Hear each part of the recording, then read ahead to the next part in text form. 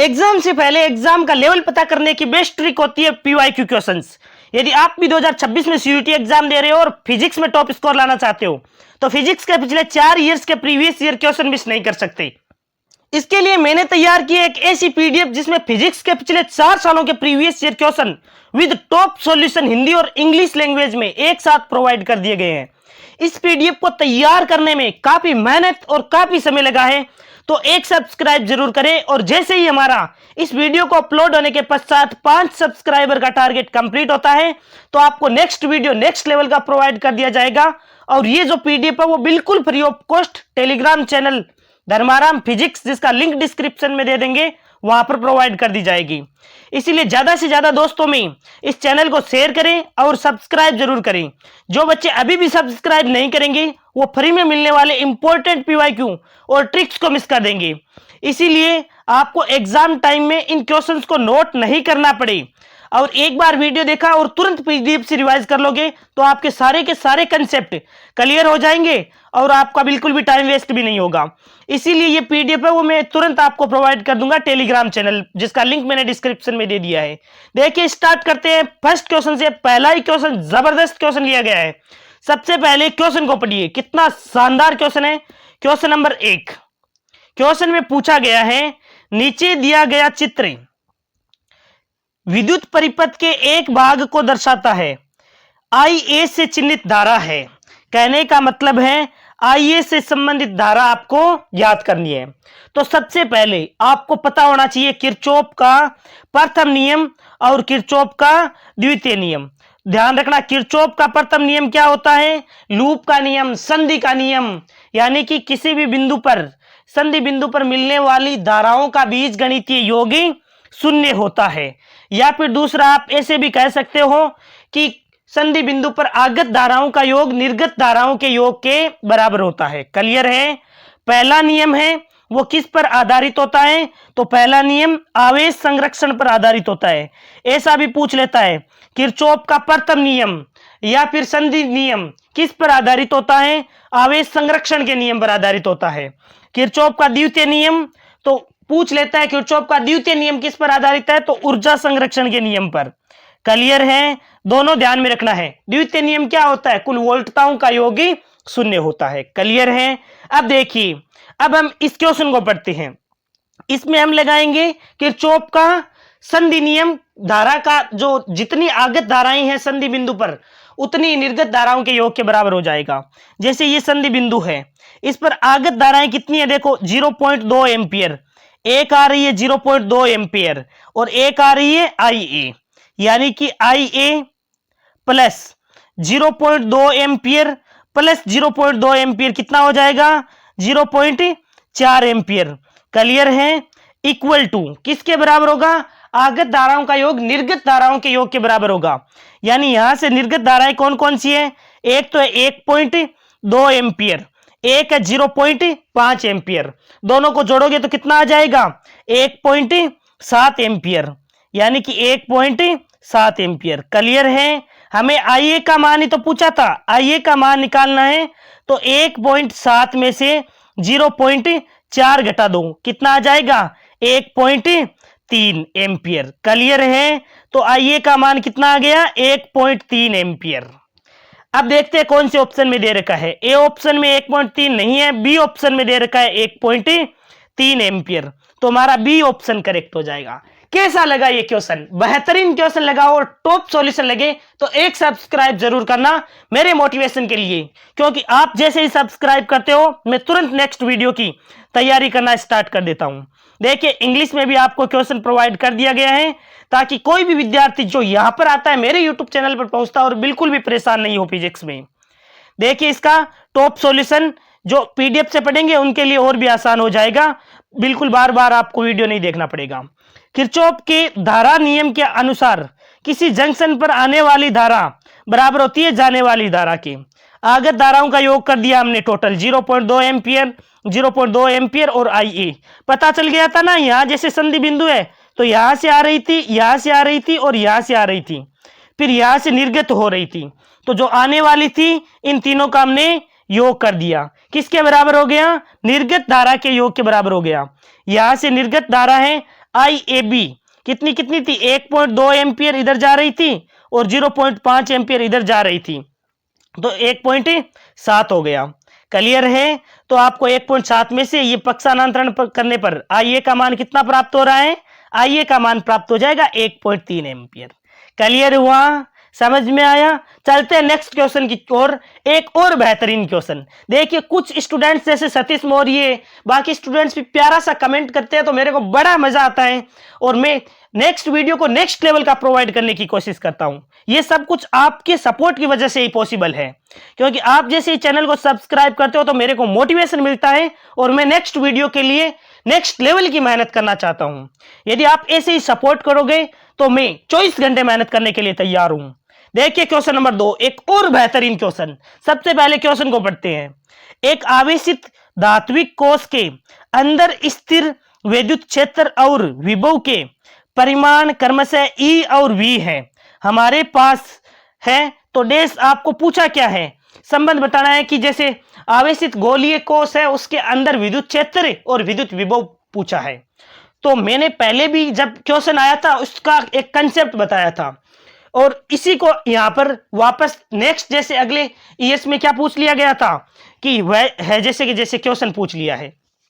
Question में आपसे पूछा है गोलीय कोश चालक गोला जिसके अंदर विद्युत क्षेत्र का मान कितना हो जाता है, अंदर विद्युत क्षेत्र का मान होता है 0, क्योंकि आवेशित चालक गोला होता है उसके सतह पर आवेश होता है, अंदर आवेश नहीं होता है, आवेश नहीं होता है तो विद्युत क्षेत्र की मान भी 0 होता है। क्लियर है? फिर हम सीखते हैं कि विभव कितना होता है। तो अंदर विभव है वो सतह पर जितना विभव होता है उतना ही अंदर विभव होता है। क्लियर है? विभव 0 नहीं होता है, विभव सतह पर जितना विभव होता है जैसे KQ/R होता है तो अंदर भी KQ/R ही होगा। क्लियर है? तो विभव तो नियत होता है लेकिन विद्युत क्षेत्र अंदर क्या होता है, 0 होता है, तो विभव क्या होगा, नॉट इक्वल 0। क्लियर हुआ? तो विद्युत क्षेत्र 0, विभव नॉट इक्वल 0 बी ऑप्शन में दे रखा है, तो यही क्लियर हो जाएगा। पॉइंट ध्यान में रखना, फिर से बता रहा हूं, जब भी आवेशित गोलीय कोश के अंदर विद्युत क्षेत्र पूछे तो वो हो जाता है 0 और विभव पूछे तो विभव नॉट इक्वल 0 होता है, क्योंकि विभव जितना सतह पर होता है उतना ही अंदर विभव होता है। क्लियर है? अब देखिए इसी क्वेश्चन को इंग्लिश में प्रोवाइड कर दिया है।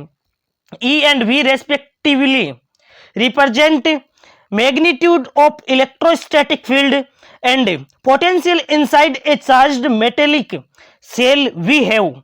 इलेक्ट्रिक फील्ड कितना आ जाएगा, अंदर 0 और विभव कितना आ जाएगा, पोटेंशियल नॉट इक्वल 0।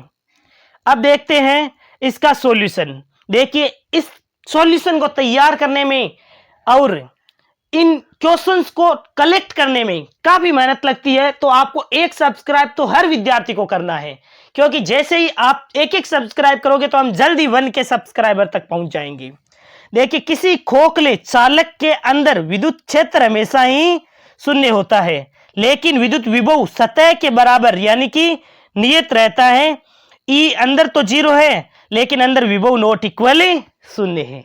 क्लियर हुआ? क्वेश्चन नंबर 3 एक और बेहतरीन क्वेश्चन आपके सामने है। सबसे पहले क्वेश्चन को पढ़ते हैं।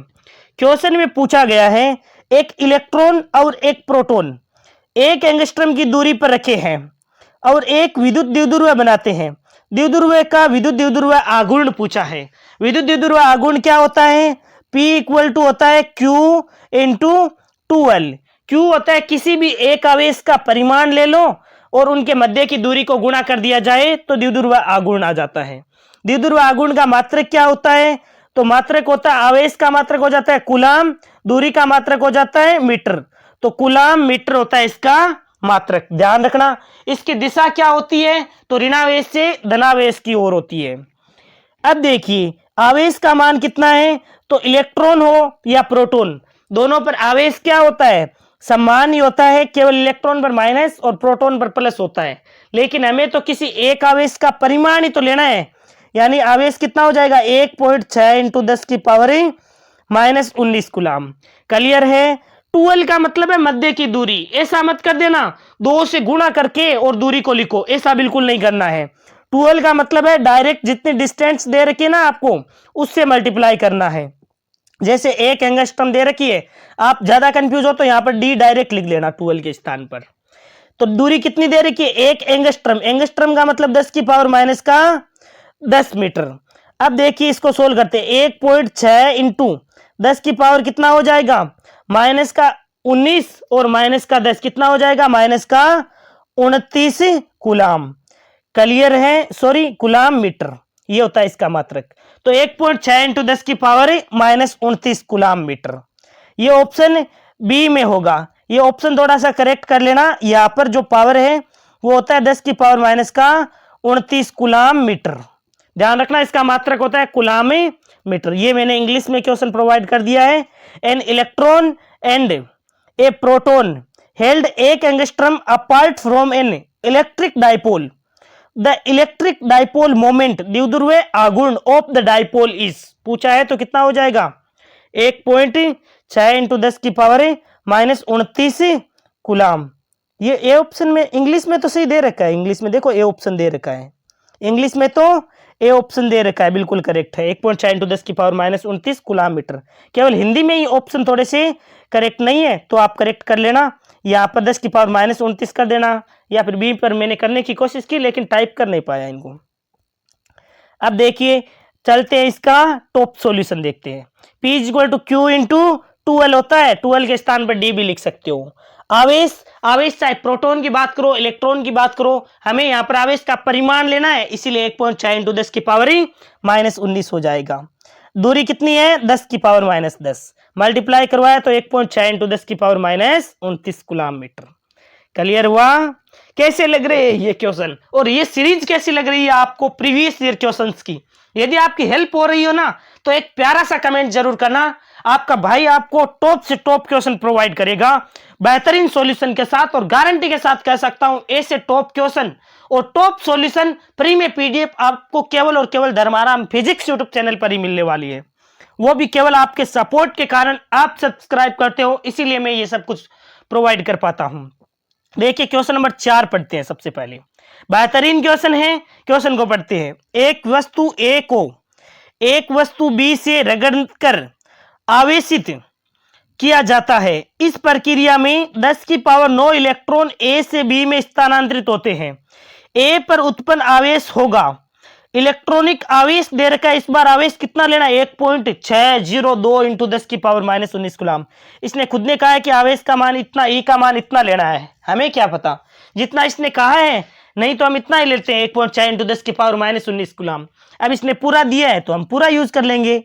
अब देखिए सबसे पहले जब वस्तुओं को रगड़ा जाता है तो इलेक्ट्रॉनों का स्थानांतरण होता है, जिस वस्तु से इलेक्ट्रॉन निकलते हैं वो हो जाती है धनावेशित, और जिस वस्तु के पास इलेक्ट्रॉन आते हैं वो हो जाती है ऋणावेशित। अब जैसे वस्तु इलेक्ट्रॉन ए से बी में स्थानांतरित हो रहे हैं, इसका मतलब ए क्या हो जाएगी पॉजिटिव, ए से निकल रहे हैं इलेक्ट्रॉन और बी के पास जा रहे हैं, इसका मतलब बी हो जाती है नेगेटिव। आपको ए पर पूछा है तो ए पर आवेश कैसा आ जाएगा पॉजिटिव आएगा। अब यहां पर लगाएंगे कौन सा फॉर्मूला, तो हम जानते हैं आवेश का क्वांटीकरण नियम, Q बराबर क्या होता है plus minus N E. Clear है? Q ए के लिए पूछा है, ए बराबर कितना हो जाएगा प्लस का एन ई, एन होती है इलेक्ट्रॉनों की संख्या, कितने इलेक्ट्रॉन 10 की पावर 9 इलेक्ट्रॉन, 10 की पावर 9 इलेक्ट्रॉन इंटू एक इलेक्ट्रॉन पर आवेश कितना दिया ई के स्थान पर 1.602 इंटू 10 की पावर माइनस 19 लेना है आपको। तो इसको जब सोल्व कर लोगे तो हमारा करेक्ट आंसर आ जाएगा। क्लियर है? 1.602 इंटू 10 की पावर माइनस 10 भी लिख सकते हो। देखिए हमारा राइट आंसर हो जाएगा 1.6 इंटू 10 की power minus 10 coulomb, C option में दे रखा है। क्लियर हुआ? ये प्लस वाला नहीं होगा, यहाँ पर देखो बाकी सेम है लेकिन पावर प्लस में दे रखी है, हमारी पावर हो जाएगी माइनस में। क्यों? क्योंकि हमने Q बराबर एन ई लगाया फॉर्मूला, इसीलिए। देखिए 10 की पावर माइनस 19 थी और 10 की पावर प्लस की 9 था, तो कैंसिल होगा तो 10 की पावर माइनस 10 बचेगा ना।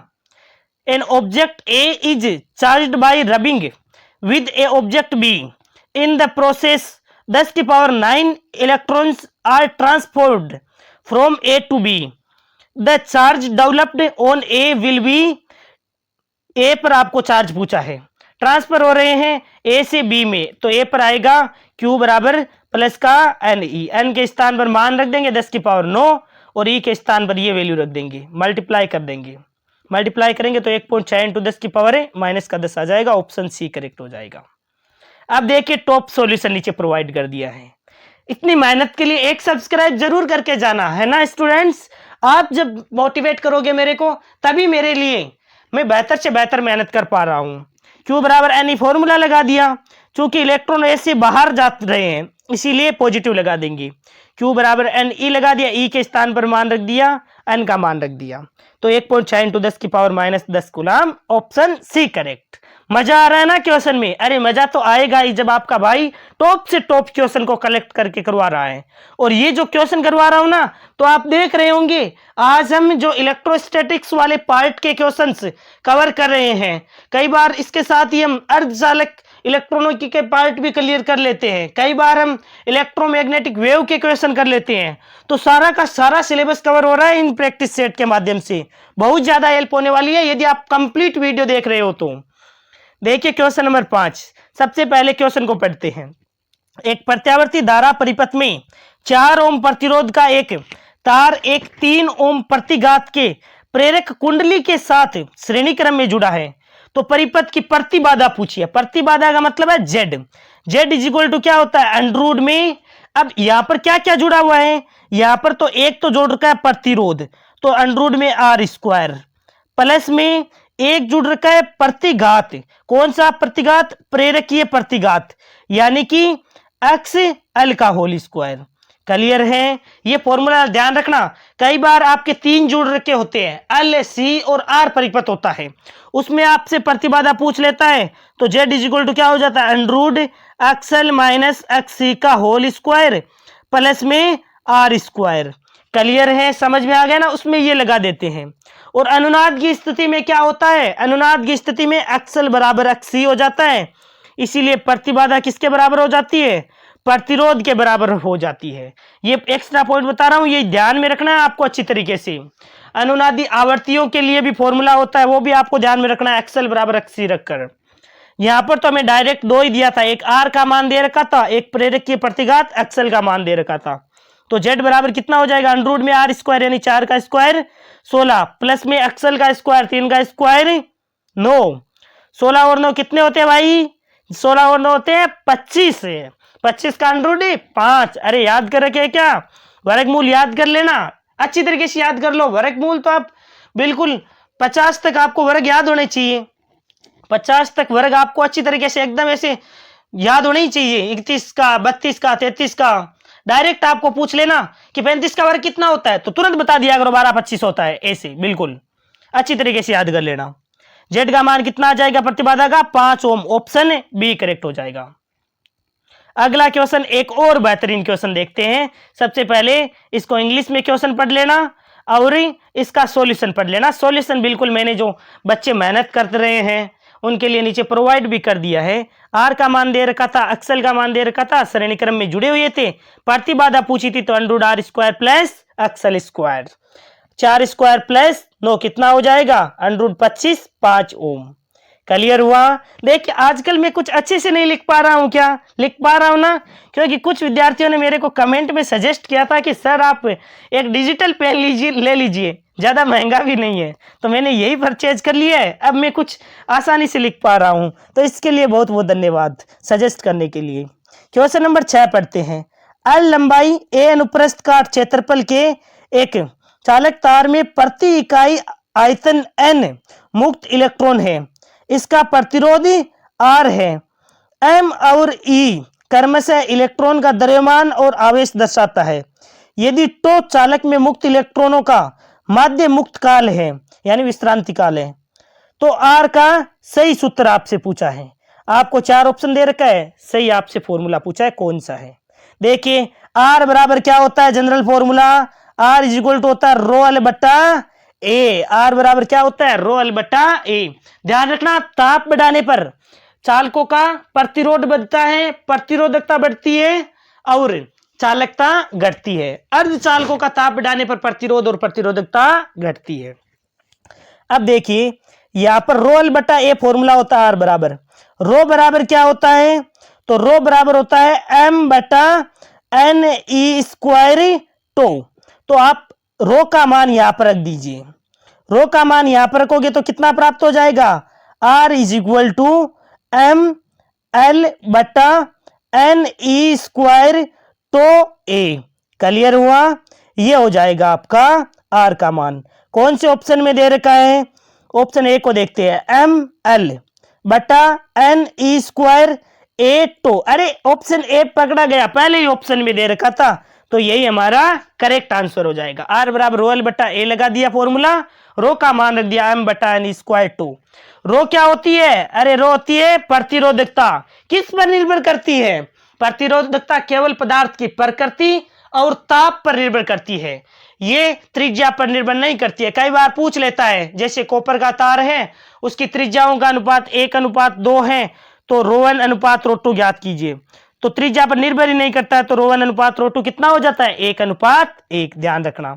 क्लियर है, कैसे लग रहे हैं ये क्वेश्चन, बेहतरीन क्वेश्चन लगे ना, तो मेरी मेहनत के लिए एक सब्सक्राइब जरूर करना आपको। ये इंग्लिश में क्वेश्चन आप पढ़ लेना, यहाँ पर ऑप्शन दे रखे, ऑप्शन ए करेक्ट हो जाएगा। अब मैं इसका सॉल्यूशन एक बार प्रोवाइड कर देता हूं आपको। हम जानते हैं आर बराबर क्या होता है, रो एल बटा ए, रो इक्वल टू एम बटा एन स्क्वायर टू। रो के स्थान पर मान रख दो एम बटा एन ई स्क्वायर टू, तो आर का मान प्राप्त हो जाएगा। क्लियर है, अब आपको इतना तो पता चल ही गया है कि मैं जब सॉल्यूशन करवाता हूं तो वो अकॉर्डिंग जैसे आपको सॉल्यूशन प्रोवाइड करता हूं वैसे ही यहां पर टाइप करता हूं, ताकि आपको प्रॉब्लम नहीं हो। आपको प्रॉब्लम ऐसे नहीं होगी, क्योंकि जैसे मैं सॉल्यूशन बताऊंगा उसी के अकॉर्डिंग पीडीएफ में भी आपको सॉल्यूशन मिल जाएगा। क्योंकि मैं भी तो पढ़ा हुआ हूं आपकी तरह, तो मेरे को पता है कहां पर प्रॉब्लम आती है, मेरे को पता चल जाता है स्टूडेंट्स कहां परेशान होने वाले हैं, इसलिए मैं परेशान होने ही नहीं देता हूं। देखिए अगला क्वेश्चन एक और बेहतरीन क्वेश्चन है, मानो या नहीं मानो, एक से एक बढ़कर क्वेश्चन प्रोवाइड कर दिया गया है। एक बिंदु आवेश Q को दूसरे बिंदु आवेश कैपिटल Q से R दूरी पर रखा गया है। यदि आवेशों के बीच की दूरी को दोगुनी कर दी जाए तो आपको बताना है कि बल क्या होगा और स्थितिज ऊर्जा क्या होगी। 4 ऑप्शन में पूछा गया है। देखिए हम जानते हैं कूलाम का नियम। अब देखो बार बार क्वेश्चन रिपीट होंगे, यहां तक जिन्होंने लगातार सेट ले लिया ना, वो क्वेश्चन को रिवाइज करने में काफी हेल्प होगी, ठीक है ना। देखो ये क्वेश्चन हमने पहले भी पढ़ा है। कूलाम का नियम क्या होता है, F इक्वल टू के Q1 Q2 बटा आर स्क्वायर। आर होती है उनके मध्य की दूरी, के बराबर क्या होता है 1/4 पाई एप्सिलॉन नोड होता है। एप्सिलॉन नोड निर्वात की विद्युतशीलता होती है, इसका मान भी फिक्स होता है 9 × 10⁹। यहाँ पर आवेश का क्या लेते हैं हम, परिमाण लेते हैं। ये कुछ पॉइंट बता रहा हूं, ध्यान रखना। अब देखिए आप देख रहे होंगे कि बल है वो 1/r स्क्वायर के इस प्रकार समानुपाती है। क्लियर है, एक हमें बल पूछा है और एक पूछा है स्थितिज ऊर्जा। तो स्थितिज ऊर्जा U क्या होती है, के Q1 Q2 बटा R। तो के Q1 Q2 बटा R होती है, तो 1/r के समानुपाती होता है। ये संबंध जो याद रख लेगा ये बिल्कुल आसानी से क्वेश्चन को फोड़ देगा। अब हमें ऑप्शन के अकॉर्डिंग आंसर बताना है। ए ऑप्शन में कहा है कि यदि बीच की दूरी आपने दोगुनी कर दी, देखो बीच की दूरी दोगुनी करोगे तो बल कितना हो जाएगा, बल हो जाएगा F/4 हो जाएगा ना, बिल्कुल आसानी से। देखो 2 का स्क्वायर कितना होता है 4, यानी 4r स्क्वायर, 1/r स्क्वायर तो पहले ही F था, तो F/4 हो जाएगा, बल हो जाएगा चौथाई। और स्थितिज ऊर्जा जब दूरी को दोगुना करोगे तो 2r हो जाएगा, 1/r क्या है 1/r आपका U है, तो स्थितिज ऊर्जा हो जाएगी U/2। स्थितिज ऊर्जा आधी हो जाएगी, बल चौथाई हो जाएगा। इसने कहा आवेशों के बीच बल आधा हो जाएगा, अरे कहां से हो रहा है आधा, बल तो हो रहा है चौथाई और स्थितिज ऊर्जा हो रही है आधी, उल्टा दे दिया, नहीं बल हो रहा है चौथाई। किसमें दे रखा है, बी ऑप्शन को पढ़ते हैं। आवेशों के बीच बल 1/4 हो जाएगा और स्थितिज ऊर्जा आधी हो जाएगी। बिल्कुल आंसर करेक्ट दिया है इसने कि बल हो जाएगा चौथाई 1/4 और स्थितिज ऊर्जा हो जाएगी आधी। बी ऑप्शन करेक्ट हो जाएगा। ये देखिए इंग्लिश में क्वेश्चन पढ़ सकते हो। A point charge Q is placed at a distance R from another point charge Q. If the distance between the charges is double, then यानी कि डिस्टेंस कितनी कर दी जाती है, डबल कर दी जाती है। देन आपको क्या पूछा है, एक तो पोटेंशियल एनर्जी और एक आपको पूछा है दोनों चार्ज के बिटवीन फोर्स कितना हो जाएगा। तो ऑप्शन बी करेक्ट हो जाएगा। The force between the charge becomes 1/4 and the potential energy becomes half. Clear है। अब देखिए नीचे मैंने सॉल्यूशन प्रोवाइड कर दिया है। देखिए मेहनत के लिए एक सब्सक्राइब तो जरूर बनता है, एक सब्सक्राइब करके ही जाओगे स्टूडेंट्स, आप सपोर्ट करोगे तभी हम 1K सब्सक्राइबर तक पहुंच पाएंगे, क्योंकि हमें एक मंथ के भीतर 1K सब्सक्राइबर करना जरूरी है, क्योंकि इस चैनल को 1 ईयर कंप्लीट होने वाला है। एक साल में यदि 1000 सब्सक्राइबर और 4000 घंटे वॉच टाइम कंप्लीट नहीं होता है तो जो वॉच टाइम है वो कम होने लग जाता है। बाकी सब्सक्राइबर तो उतने ही रहते हैं लेकिन वॉच टाइम कम होने लगता है। तो कोशिश करते हैं हम कि 1K सब्सक्राइबर है इस महीने के लास्ट तक कंप्लीट हो जाए। आप सब सपोर्ट करोगे तो बिल्कुल पॉसिबल है। बल अब समानुपाती 1/r²। दूरी दोगुनी करनी है तो बल 1/4 हो जाएगा। स्थितिज ऊर्जा U समानुपाती 1/r। दूरी दोगुनी करनी है तो ऊर्जा आधी हो जाएगी। क्लियर है, विकल्प बी सही हो जाएगा। चलते हैं अगले क्वेश्चन की ओर। बेहतरीन क्वेश्चन है, सबसे पहले क्वेश्चन पढ़िए। देखिए ऐसा क्वेश्चन पहले भी आया है और मैंने सोल्व भी करवाया है। अब इस क्वेश्चन में थोड़ा सा डाटा चेंज है, डाटा चेंज कर करके क्वेश्चन आते रहेंगे और हम क्वेश्चन को फोड़ते रहेंगे। 2 ओम प्रतिरोध वाला एक गैल्वेनोमीटर 2 मिली एम्पियर धारा का पूर्ण मापनी विक्षेपण देता है। 0 से 20 एम्पियर प्रास के एमीटर में गैल्वेनोमीटर को बदलने के लिए आवश्यक प्रतिरोध लगभग क्या होगा। कहने का मतलब है आपको गैल्वेनोमीटर को एमीटर में बदलना है। तो देखिए जब भी आपको गैल्वेनोमीटर जुड़ रखा है इस प्रकार, इसको एमीटर में बदलना हो तो इसके समांतर क्रम में एक शंट प्रतिरोध जोड़ दो। क्लियर है, गैल्वेनोमीटर को एमीटर में बदलने के लिए। वहीं यदि गैल्वेनोमीटर है और इसको आपको वोल्टमीटर में बदलना है तो श्रेणी क्रम में उच्च प्रतिरोध जोड़ दो। ये डायरेक्ट पूछ लेता है कई बार। गैल्वेनोमीटर को एमीटर में बदलने के लिए क्या करते हैं, समांतर क्रम में शंट प्रतिरोध जोड़ देते हैं, यानी अल्प प्रतिरोध जोड़ देते हैं। शंट प्रतिरोध कैसा होता है, अल्प प्रतिरोध। गैल्वेनोमीटर को वोल्टमीटर में बदलना है तो श्रेणी क्रम में उच्च प्रतिरोध जोड़ते हैं। ध्यान रखना, आदर्श एमीटर का प्रतिरोध 0 होता है, आदर्श वोल्टमीटर का प्रतिरोध अनंत होता है। हमें तो गैल्वेनोमीटर को किस में बदलना था, एमीटर में बदलना था। गैल्वेनोमीटर को एमीटर में बदलना था तो क्या करेंगे, इसके समांतर क्रम में शंट प्रतिरोध जोड़ देंगे। अब इस प्रतिरोध का मान ये आपसे पूछा है, इसका एक फॉर्मूला होता है। फॉर्मूला क्या होता है, प्रतिरोध आस इज इक्वल टू क्या हो जाएगा, IG बटा I माइनस IG। क्लियर है, समझ में आया। ये फॉर्मूला आया कैसे, फॉर्मूले में डायरेक्ट आपको मान नहीं रखना है, लेकिन मैं यहां पर समझा देता हूं कि ये फॉर्मूला आया कहां से। तो देखिए I धारा आ रही थी, कितनी आ रही थी, I धारा आ रही थी, जिसमें से इधर कितनी चली गई, IG धारा चली गई। तो I में से IG इधर चली गई तो इधर कितनी आएगी, I माइनस IG। क्लियर है।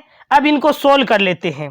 सोल्व कैसे करेंगे, यहां पर विभवांतर कितना हो गया, V बराबर IR, यानी कि IG IR इक्वल टू यहां पर भी IR हो जाएगा, यानी I माइनस IG और R के स्थान पर S। अब S का मान पूछा है तो इसका क्या कर दो, पक्षांतरण कर दो, IG में I माइनस IG का भाग लगा दो। क्लियर है। अब आपको मान समीकरण में रखना है और तुरंत आपका आंसर आ जाएगा। देखिए इसका सॉल्यूशन देखते हैं। ये क्वेश्चन मैंने इंग्लिश में भी प्रोवाइड कर दिया है, कोई प्रॉब्लम नहीं होगी आपके। और यहाँ पर मैंने इसको सॉल्यूशन प्रोवाइड कर दिया है कि एमीटर बनाने के लिए गैल्वेनोमीटर के समांतर क्रम में एक शंट, एक बहुत छोटा प्रतिरोध जोड़ा जाता है। Formula S is equal to IG बटा I माइनस IG। वैल्यू रख दिया, IG का मान मिली में दे रखा था इसीलिए 10 की पावर माइनस 3 से मल्टीप्लाई कर दिया। कैपिटल G का मान और I माइनस IG का मान दे रखा था 20। वैल्यू रखने पर कितना हो रहा है, 10 की पावर माइनस 2 ओम, जो 10 की पावर माइनस 2 ओम किस में दे रखा था, इन पैरेलल। देखो बी ऑप्शन करेक्ट होगा। ध्यान रखना, मैंने क्या कहा था कि समांतर क्रम में ही जोड़ा जाएगा, पार्श्व क्रम में ही जोड़ा जाएगा। समांतर क्रम का मतलब है पार्श्व क्रम में। गैल्वेनोमीटर को आप किस में बदल रहे हो, गैल्वेनोमीटर को एमीटर में बदल रहे हो, इसका मतलब समांतर क्रम में ही जोड़ना होगा। श्रेणी वाला तो वैसे भी आंसर नहीं होगा। समांतर क्रम में 10 की पावर माइनस 2 ओम हो जाएगा, बी ऑप्शन करेक्ट हो जाएगा। यदि बेहतरीन क्वेश्चन और बेहतरीन सॉल्यूशन लगे तो एक सब्सक्राइब जरूर ठोके और मोटिवेशन के लिए एक कमेंट प्यारा सा कर देना। मैं हर एक विद्यार्थी का कमेंट्स पढ़ के तुरंत आंसर देता हूं। क्वेश्चन नंबर 9 एक और बेहतरीन क्वेश्चन है, बिल्कुल हलवा क्वेश्चन है ये तो। हाइड्रोजन परमाणु की आणविक ऊर्जा अवस्था में इलेक्ट्रॉन की गति के कारण चुंबकीय आघूर्ण किसके समानुपाती होगा? तो चुंबकीय आघूर्ण किसके समानुपाती हो जाएगा? N के सीधा समानुपाती हो जाएगा। क्लियर है? ये यहां पर इंग्लिश में आप पढ़ लेना क्वेश्चन, और ये देखिए सॉल्यूशन प्रोवाइड कर दिया है। चुंबकीय आघूर्ण M इक्वल टू क्या होता है? E बटा 2m इंटू L। L कोणीय संवेग, अरे बोर के दोनों तीनों अभिक्रियाएं आपने अच्छी तरीके से पढ़ रखी है ना, भूलना मत बिल्कुल भी। L इक्वल टू NH बटा 2 पाई लिख दिया, तो ये N के सीधे समानुपाती होता है। अब क्वेश्चन आया है तो मैं आपको साथ में ही बता दूं कि आणविक कक्षा में घूमते इलेक्ट्रॉन का ऊर्जा पूछ ले। ऊर्जा यहां पर तो द्विध्रुव आघूर्ण पूछा था, ऊर्जा कितनी है? माइनस का 13.6 बटा n स्क्वायर। ध्यान रखना अच्छी तरीके से, भूलना मत। अगला क्वेश्चन एक और बेहतरीन क्वेश्चन, बिल्कुल आसान क्वेश्चन है। सबसे पहले क्वेश्चन को देखकर डरना मत, मैं आपको सोल्व करवा दूंगा, इसीलिए बिल्कुल कह रहा हूं कि आसानी क्वेश्चन है, देखने को टफ लग सकता है। किसी परमाणु के ऊर्जा स्तर ए बी सी ऊर्जा के बढ़ते मान यानी EA EB और इसी के संगत है, और यदि λ1 λ2 और λ3 विकिरण की तरंग दे रही है जो क्रमशः संक्रमण C से B, B से A और C से A के संगत है, तब आपको पूछा है ये जो संबंध दे रखा है उनमें से कौन सा ऑप्शन करेक्ट है। तो ये बिल्कुल आसान हो जाएगा। किस प्रकार ऊर्जा दे रखी है तो EC किसके बराबर हो जाएगा?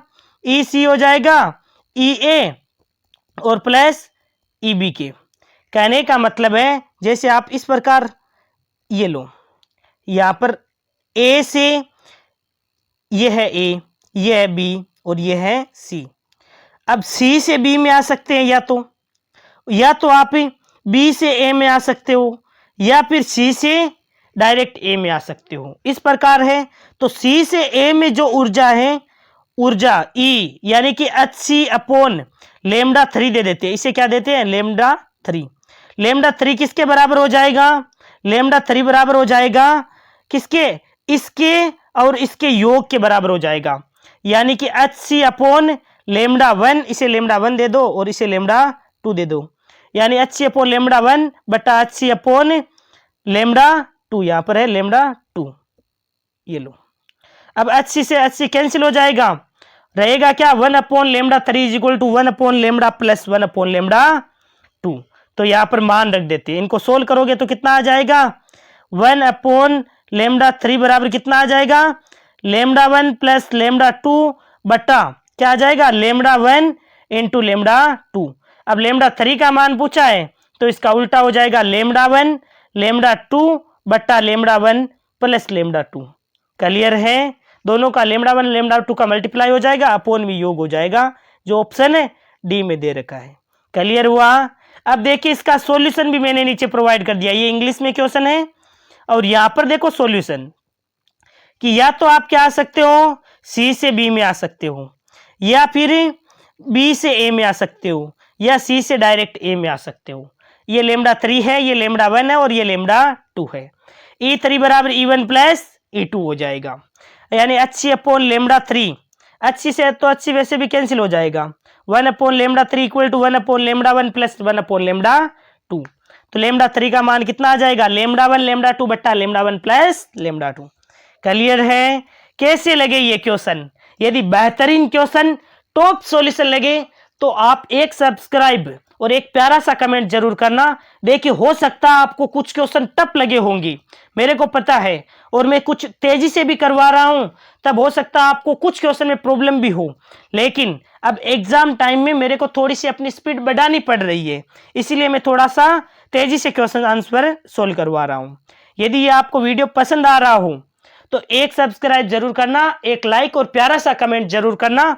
और यदि कोई क्वेश्चन में डाउट हो कि सर ये क्वेश्चन हमें समझ में नहीं आया, आपने थोड़ा सा स्पीड बता दिया है, तो उन्हें कमेंट बॉक्स में कमेंट लिख दीजिए कि ये क्वेश्चन सर दोबारा बताइए, मैं अलग से आपको सोल्व करवा दूंगा। और यदि ज़्यादा प्रॉब्लम हो तो मैं आपको अलग से वीडियो ही प्रोवाइड करके दे दूंगा, लेकिन आपके लिए मैं मेहनत करने को तैयार है। आप पूरा सपोर्ट करते रहें, अब जल्दी आपके एग्ज़ाम तो स्टार्ट हो रहे हैं, तो आप एग्ज़ाम को लेकर बिल्कुल भी टेंशन मत लीजिए, ठीक है ना। Thank you.